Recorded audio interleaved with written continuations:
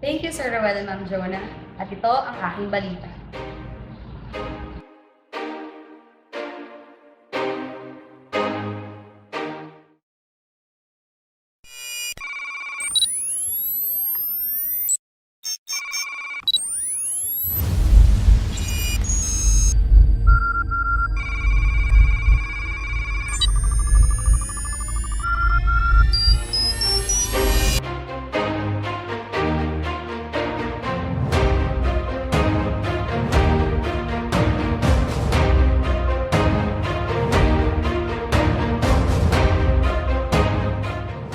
Magandang araw mga ka-edtech!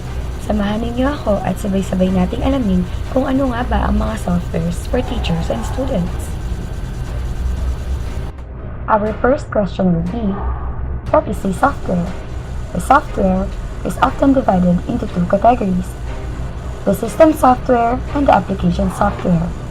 The system software includes the operating system and all the utilities that enable the computer to function, while the application software includes programs that do the real work for users.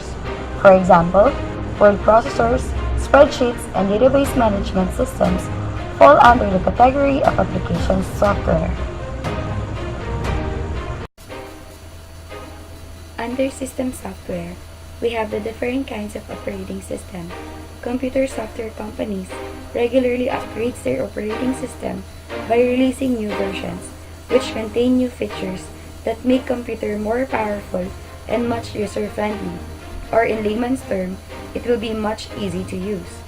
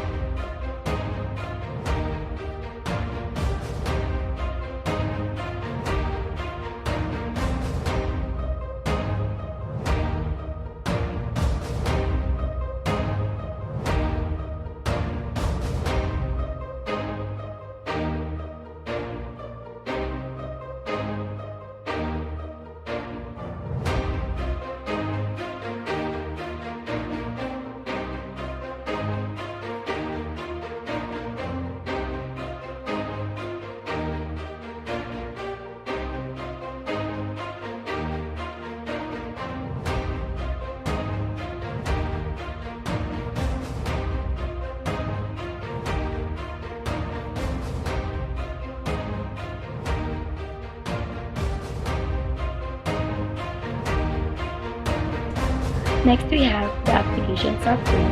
Application software or application programs allow users to perform specific tasks like writing documents, making project presentations, video recording, and many others. Application software can be used for the following purposes. Number 1, as a productivity or business tool. Number 2, create graphics and multimedia projects. Number 3, support school and professional activities. Number 4, help individuals with home and personal activities. And number 5, facilitate communication.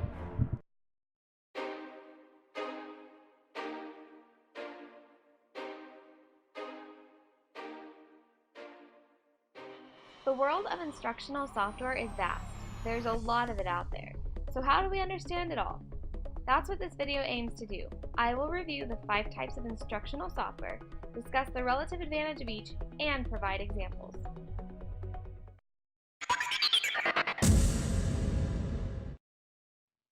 The first type of instructional software is drill and practice software.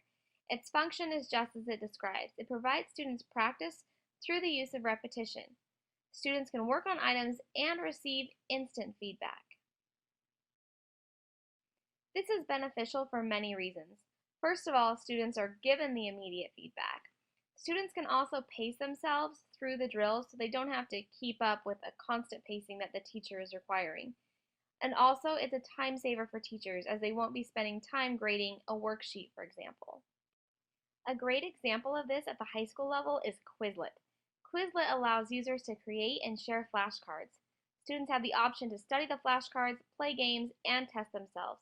Teachers can even create classes on Quizlet to track their students' progress.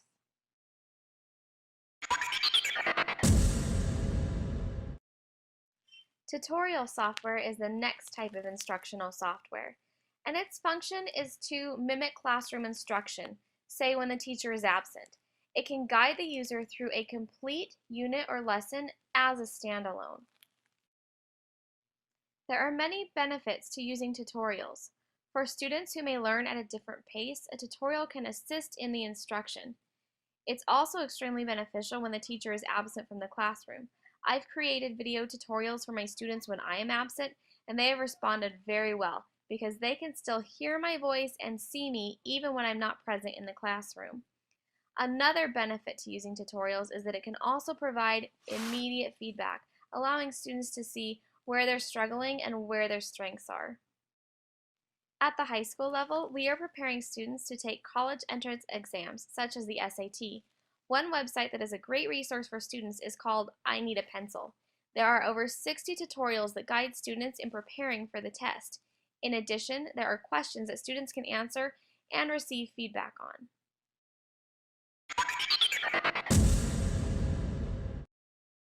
The third type of instructional software is simulation software. Simulations provide students a model of a real system or how a real system works. The advantages to a simulation are that it provides students with as close to a real experience as possible within time and budget constraints. It also increases student involvement because it is closer to a real-world experience. And it also saves resources for the schools. I would love to take my students on a field trip to another country. However, that's really not possible at this point. So the next best thing would be a simulated field trip. The Google World Wonders project provides that opportunity. Students can virtually visit another location without even leaving the comfort of their own classroom. Simulations are also very helpful in the science classroom.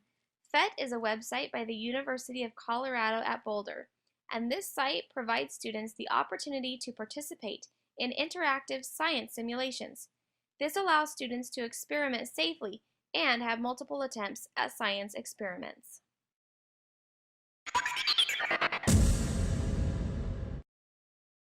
Interactive game software is the fourth type of instructional software.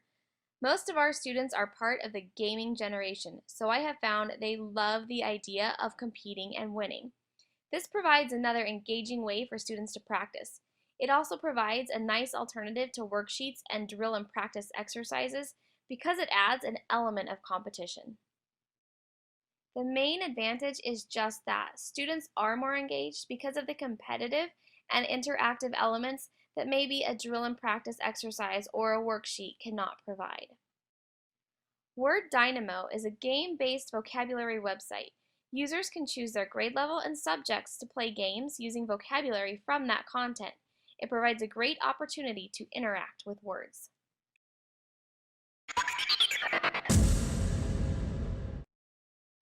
Problem-solving software is the last type of software. This provides students the opportunity to complete a task using problem-solving skills or skills learned in a content area. This type of software is designed to augment the problem-solving skills of students. There are many advantages to problem-solving software. The first is that it requires a higher level of thinking rather than the lower level of thinking such as just recalling facts or vocabulary. And this adds to the challenging element because it's not a simple, say, multiple choice, true, false problem. Students have to actually utilize the knowledge they've gained to solve something. It also provides emphasis on the process that the students use to accomplish a goal. One type of problem-solving software is SketchUp. In the communications course I teach, I put students into groups and ask them to create a new product that would appeal to the consumer's ethos, pathos, and logos. Students could use SketchUp to create that product. At the end of this project, students present the model of their product and give a sales pitch to the consumer. This teaches many skills. First, they are utilizing their group communication skills. They must also analyze a target audience, use the software to sketch the product, and then give a sales pitch that appeals to the consumer. In addition to the types of software applications used in schools, we have the special needs software, designed specifically for students with learning disabilities to assist them in carrying out school tasks. This includes speech synthesis software, text enlargement programs, talking calculators, and others. Productivity software is designed to help teachers and students in creating their reports, computing of grades, communicating, developing of materials, and keeping of records effectively and efficiently.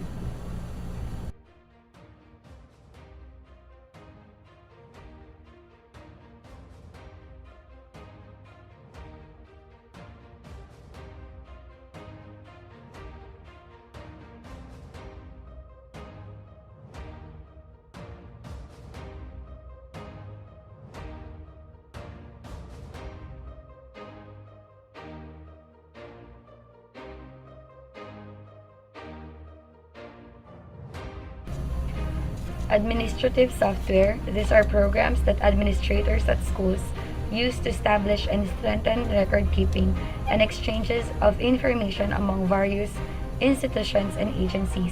These include student information records, admissions, accounting, payroll system, tuition management, class scheduling, purchasing, faculty hiring, faculty evaluation, and etc. Mula rito sa Lubog, Pampanga, ako si Jezryl, ang iyong EdTech savvy na nagsasabing technology will not replace great teachers, but technology in the hands of great teachers can be transformational. Back to you, Sir Rowell and Ma'am Jonah.